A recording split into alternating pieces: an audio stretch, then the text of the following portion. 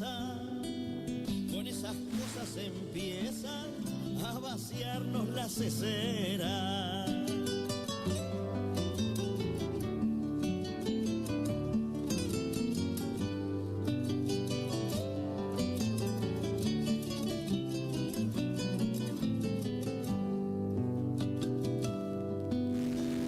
Empiezan cuando en la escuela no hablan del común destino. 12:35 minutos, continuamos en ¿Y vos qué pensás? La cortina ya lo está indicando, comienza la columna del politólogo Aurelio Argañarás, hoy titulada La agonía. Bueno, una agonía puede ser más o menos prolongada. Yo no estoy haciendo con este título el anuncio del helicóptero. No, por supuesto, no. Que siempre además he considerado sí, desatino, digamos. Por supuesto. La anticipación del helicóptero. Pero creo que se justifica por varios costados este título, porque la situación es agónica. Hay algunos síntomas. El ámbito financiero, por ejemplo, habla de una encuesta aún no publicada. Sí. Señalando que los resultados de esa encuesta han asustado al gobierno, y no sé si es una exageración retórica o no del diario, pero dice que ha asustado a los propios encuestadores. Una encuesta relacionada... Una encuesta de opinión. De opinión relacionada con el gobierno. Con el gobierno. Con el humor político de la población. Sí. Que habría asustado al gobierno y aún a los propios encuestadores por sus resultados. Por los resultados. Yo conozco la encuesta, los resultados de la encuesta de Aragón y Asociados, que es una encuesta en la cual es muy importante subrayar que está hecha sobre la población, es una muestra sobre la Cava, o sea, sobre la Capital Federal. Sobre la Capital Federal, sí. Que sabemos perfectamente que es el ámbito privilegiado del macrismo. Sí. Donde Macri ha gobernado durante muchos años y donde obtiene el más alto, si excluimos el caso de la provincia de Córdoba, el más alto porcentaje de votos estable durante muchos años. La doctora Carrió, recordemos que en la última elección sacó el 54, creo el 54, 55% de los votos. A lo cual hay que añadir, en alguna medida hay que añadir los votos de Lula, que también es un partidario de gobierno, ¿no? Y la encuesta de Aragón es muy interesante porque, por ejemplo, prácticamente el 50% de los encuestados dice que era más feliz durante el gobierno de Cristina. ¿En la Capital Federal? En la Capital Federal. Caramba. A pesar de eso, no nos engañemos, ni engañemos a los oyentes. En general la encuesta ratifica lo que hace bastante tiempo se observa en las encuestas en relación a la figura de Cristina, que es un apoyo sólido de un porcentaje de la población que más o menos gira alrededor, punto más, punto menos, del 30%, el 30 y pico por ciento, y un rechazo que supera el 60%. Pero en esta, hecha la pregunta en esos términos de si era más o menos feliz, esa es la respuesta. Y la respuesta también es una, digamos, implica o acusa una caída de la imagen de Macri muy fuerte. Hay otras encuestas que también dan un porcentaje de rechazo o de pérdida de confianza del 60 y pico, 66%. Hay un núcleo duro, de todos modos, que también orilla el 30, el 32, 33, de que todavía respalda el gobierno de Macri. Sí, sí. Pero creo que hay que tomar en cuenta el hecho de que se trata de las primeras alteraciones en la opinión pública a partir de un proceso que es muy reciente, porque no ha pasado todavía un año de las últimas elecciones, que fueron excelentes para el gobierno, y en realidad el mal humor social se empezó a detectar con la reforma previsional. Sí. Fue ratificado después con el acuerdo con el Fondo Monetario y aparentemente ha tenido un nuevo envión con la corrida cambiaria, Sí. y la escalada del dólar, que es realmente una escalada espectacular y fatídica para el país, por lo menos para la mayoría del país. No todos son perdedores con la escalada del dólar. Hay que reconocer. Hay que reconocer que hay ganadores. Y que está bueno diferenciarlo a esto, ¿no? Decir que hay ganadores, que Por supuesto que hay ganadores. Por supuesto que hay ganadores. Pero, digamos, dentro de ese cuadro, a mí me da la impresión de que no se puede subestimar el significado que ha tenido esta especie de gaffe monumental, que ha sido después corregida, pero ha sido corregida a destiempo, ha sido corregida ante las protestas y la bronca, de otorgarles a los militares el 8% de aumento en un cuadro en el cual, el 8% anual, en un cuadro en el cual al resto de los empleados públicos de una manera muy mezquina ya se les había adjudicado el 15%, y se les había adjudicado el 15% en momentos en los cuales la expectativa inflacionaria estaba alrededor del 17, 18, 20 como mucho, y no en una expectativa del 30 o 32, como es la que se maneja actualmente. En una expectativa del 30 a 32, después de la corrida bancaria, con el dólar casi a 30 pesos, realmente el planteo del 8% suena a lisa y llanamente una burla, subrayada además por el argumento de que se trata de reclamarles una conducta patriótica. Claro. O sea, sí. La mafia de los especuladores con sus cuentas offshore y sus dineros en el exterior y demás les reclama a los militares que se aguanten la situación con un 8% por amor a la patria, por ese amor a la patria del cual ellos no dan nunca ni la más mínima demostración. Al contrario. Claro, exactamente al revés. Al revés. Entonces, esa gaffe me da la impresión de que está poniendo en evidencia una especie de pérdida del sentido de la realidad y de desesperación en las filas del gobierno, en el cual además todos los observadores, incluso los medios propios, Clarín, La Nación, además, subrayan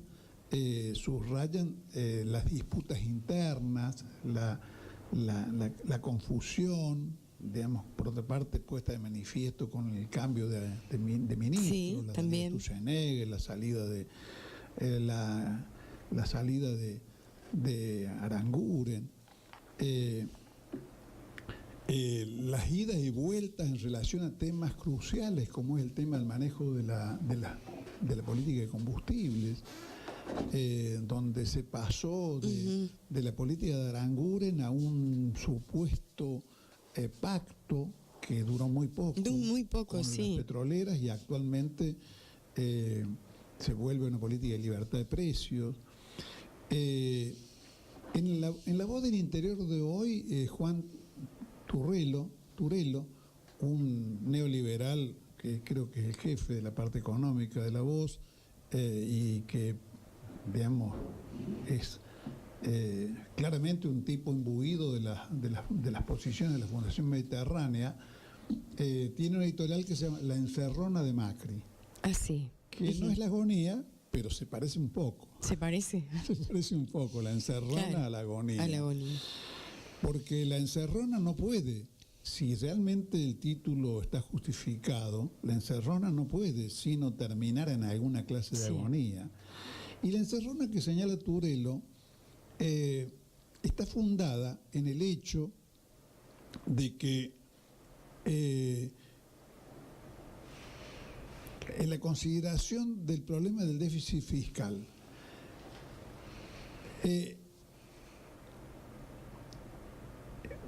situación en la cual el gobierno aparece como imposibilitado de volver atrás respecto de su propia política, contradecirse, digamos así, o rectificarse y establecer alguna forma de recaudación impositiva por vía de suprimir o de dar marcha atrás en el tema retenciones a la producción agropecuaria, retenciones a las mineras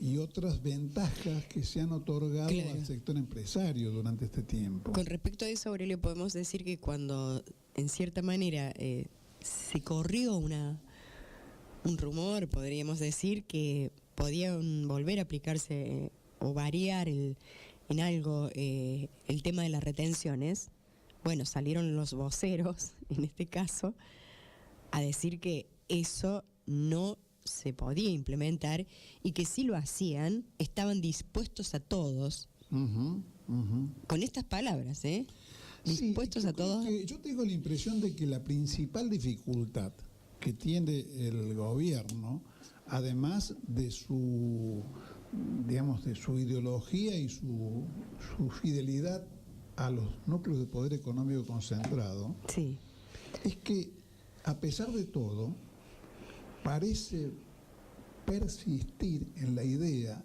de tener algún futuro político. O sea, lo más inteligente que podría hacer el gobierno para ser coherente con su propia política es reconocer que no tiene futuro, reconocer que la política que está implementando y las condiciones que se han ido desarrollando a partir de esa situación lo condenan a una duración con plazo fijo en la elección del 2019, pero no es así. El gobierno sigue concibiendo expectativas sobre una posible reelección de Macri o de Vidal en esas elecciones, en primer lugar de Macri, y eso le resta posibilidades de ser coherente en sus propios términos. No hablemos de los términos convenientes de las mayorías populares, sino en sus propios términos. Entonces, por ejemplo, además de fidelidad de clase para con los sectores del mundo agrario, está la especulación de no perder el respaldo político y electoral Sí. que le granjeó, digamos, la política de levantamiento de las retenciones. Pero con eso, en realidad, el gobierno se ata de manos y se obliga a resolver, digamos, el tema del déficit fiscal en los términos en que lo ha convenido con el Fondo Monetario Internacional, o sea, de reducción del 2 y pico al 1,3, lo que significa un ahorro de 200.000 millones de pesos, sobre la base únicamente de reducir partidas de egresos y no de generar alguna forma de incrementar la recaudación. Entonces, con recortes, o sea, ¿cómo? con recortes, o sea. Con recortes, Sí, únicamente sí, recortes. Sí, únicamente, Es decir, claro. El gobierno se veda a sí mismo de todo lo que podría ser alguna medida de aumentar los ingresos del Estado. Ha estado durante todo este tiempo practicando una política de reducción impositiva y además luchando por imponérsela a las provincias, a una política de reducción impositiva que, destinada a favorecer exclusivamente a los sectores del mundo empresario, sobre todo grandes, pero aún pequeños, sin que se le pasara por la cabeza jamás alguna forma de reducción impositiva de los impuestos que pesan directamente sobre el consumo, como es el caso del IVA. En ningún momento el gobierno se ha preocupado en alguna medida del tema del IVA. En ningún momento se ha predispuesto a revisar el impuesto a las ganancias que pesa sobre los salarios más o menos buenos, digamos, ¿no? No, su única preocupación ha sido la reducción, la rebaja de impuestos para el mundo empresario. En el caso de las provincias, imponiendo reducciones que están hoy día en vías de ser corregidas, porque realmente la situación no lo toleraría, de ingresos brutos. Los presupuestos municipales, provinciales no toleran mantener al mismo tiempo una reducción de impuestos y una reducción de las partidas que reciben de la nación. Entonces, parte de las cosas que se está renegociando es claro, dejar para otro momento, digamos, después de las elecciones, indefinido, para claro, un momento indefinido, la reducción de ingresos brutos por parte de los gobiernos provinciales. Pero, por supuesto, en el caso de las retenciones, además hay un factor que ha jugado evidentemente en contra de la posibilidad de hacer algo distinto, que es la sequía. O sea, la sequía ha tenido, por un lado, un efecto reductor sobre los saldos exportables del país. Ha significado una pérdida que se calcula en el orden de los 4 o 5 mil millones de dólares sí, de exportaciones de soja y de maíz, sobre todo de soja. ¿A cuánto ascendería, Aurelio? Es una cifra astronómica. ¿Cuántos? La pérdida. La pérdida está en el orden de los 4 o 5 mil millones de dólares. Que es una cifra importante, pero lo que pasa es que esa cifra, con ser importante, con ser una pérdida significativa para el mundo agrario, de todos modos se torna pálida cuando uno la compara con otras cifras, como por ejemplo con las 17 mil millones de dólares que el Estado ha emitido en los títulos llamados letes. Sí.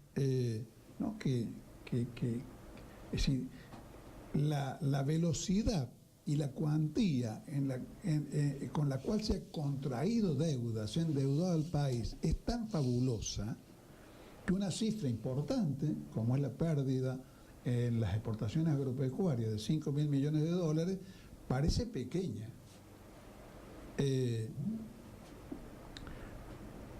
Pero, digamos, cuando llega la hora de la verdad, ¿no?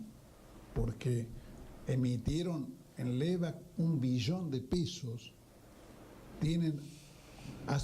va a ser el tercer mes que tienen vencimientos multimillonarios en LEVAC. En el caso de este mes creo que anda en el orden de los 500 o 600 mil millones de pesos. Y cuando hablamos, o sea, para nosotros, para el común de la gente, digamos, cuando hablamos de vencimientos, se produce allí como un estado de desesperación, porque ¿qué va a pasar si alguien dice, bueno, no, este país ya pasó a tener un riesgo país delicado, entonces nos llevamos esto, hacemos el negocio que hacen cuando compran y cuando venden? Ahí, eso ya ha ocurrido. Que ya ocurrió. Ya ha ocurrido. Pero ante cada vencimiento se produce esto. Bueno, pero ¿cómo logran ¿cómo logran? ¿Cómo logran momentáneamente Claro, es parar el dólar en el valor actual que está en 28.50, 28.80, digamos, ¿no? 29 y pico, según claro, los días, ¿no? casi 30. Sí. Están logrando evitar, digamos, la suba del dólar y evitar la fuga de capitales al mismo tiempo con tasas De que interés. esta semana han estado en el orden del 60%. 70. O sea, son el Claro, 60%. 60%. Son escalofriantes las tasas, son impagables. Pero ¿cómo se sostiene eso, Aurelio? Y se sostiene porque están en el Claro. gobierno, nada más. Y Claro. se sostienen no se sabe hasta cuándo. Claro. Por eso se justifica el título de la agonía. Porque evidentemente ese tipo de medidas son medidas de cortísimo plazo que están simplemente postergando Claro. el final. Sí, sí, Es sí, decir, sí. es como cuando a un enfermo terminal Le pones un calmante. le dan una dosis altísima Claro. de medicamentos para prolongar su agonía. El prestamista del casino. Claro, pero Sí. es una prolongación del problema, no Claro. no resuelve nada. No resuelve nada. No resuelve No nada. resuelve nada. Mientras tanto, la asfixia del consumo, la asfixia de las empresas están en este momento, sobre todo el universo pyme, que son la inmensa mayoría de las empresas del país. Y que son las que generan trabajo Son en las un que- porcentaje esas altísimo. Esas Sí. empresas están en este momento con problemas de pagos, con problemas con problemas para afrontar el sistema de pagos. Está amenazada permanentemente el sistema de una situación de ruptura de la cadena de pagos. Hay empresas que no cubren los cheques al vencimiento, que no acuden a los bancos para pedir descubierto, porque el descubierto está en órdenes así prohibitivos, el 60 o el 70%, y entonces negocian con el acreedor, con el titular del cheque, negocian una refinanciación en términos distintos a los del sistema bancario. Pero a su vez, digamos, con pérdidas de ventas, con dificultades para remarcar en los precios al público las remarcaciones que les vienen desde los proveedores.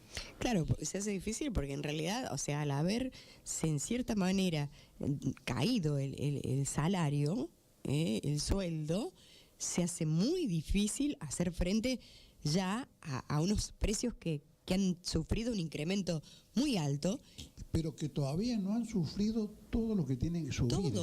Todo no han subido. No han subido todo lo que Pero tienen que subir. sí, ya se nota eso. Blanche, Sí. Blanche, el dueño del supermercado, dice, no podemos trasladar a los precios todo este proceso porque ya tenemos las ventas caídas. Claro, a eso me refiero. Ya cayeron las ventas en ese precio, aumentando los productos.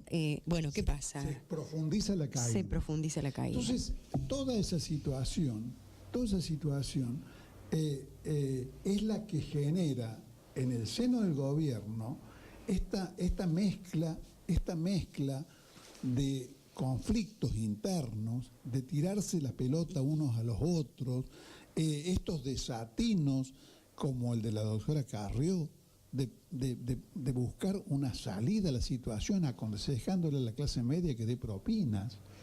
Claro, ese circo cuando se ingresa al instalado terreno ahí. del ridículo, del cual lo que yo señalaba hace un rato de los sueldos militares es un episodio del ridículo, porque era tan ridícula la propuesta, tan irritante, que en realidad para lo único que le sirvió al gobierno es para granjearse el odio de los militares y tener que rebobinar inmediatamente y plantear una oferta diferente por lo menos más ajustada, no digamos a la realidad, porque el 15 no está ajustado a la realidad, sino a lo que le han dado ya al resto de los empleos públicos. Claro. Pero el problema es que las condiciones del ajuste planteadas por el Fondo Monetario, en realidad, para ser sostenidas con algún grado de coherencia, exigirían dar marcha atrás, como de alguna manera lo plantea Turelo en la nota de La Voz, dar marcha atrás en el tema de las mineras, en el tema de las retenciones. De las retenciones, claro. En los beneficios otorgados al sistema empresario por este gobierno que los liberó prácticamente de impuestos y les dio beneficios extraordinarios a los cuales en este momento nadie quiere renunciar. Las petroleras es como que adoptaron el hábito de cobrarle a los argentinos precio de los combustibles a valores internacionales, siendo que sus costos no son internacionales, sus costos de extracción en la Argentina son costos en pesos. Claro. Pero si yo lo acostumbro a esta especie de adolescente perverso, digamos, ¿no? A que le doy 2.000 pesos todos los sábados cada vez que tiene que salir al boliche, y bueno, después eso se transforma en un derecho adquirido, y si yo digo no, ahora son 1.000 pesos, el adolescente me salta al cuello y dice no, mi derecho son 2.000 pesos. Bueno, entonces las petroleras no están dispuestas a colaborar con el gobierno para permitirle salir de la encerrona. El sector agropecuario tampoco, los bancos menos que menos. Todo ese sistema que no cree en la Argentina está dispuesto a estrujarla a la Argentina hasta el último momento, llevarse la plata afuera y después que explote, que sea lo que Dios quiera. Entonces, esa situación coloca al gobierno en una situación agónica que no podemos saber exactamente cómo va a terminar, porque eso sería cosa de adivino, pero que evidentemente es la situación que estamos presenciando. Gracias, Aurelio. Leído, nunca culto, mientras el gringo hace bulto y nos corre con la vaina.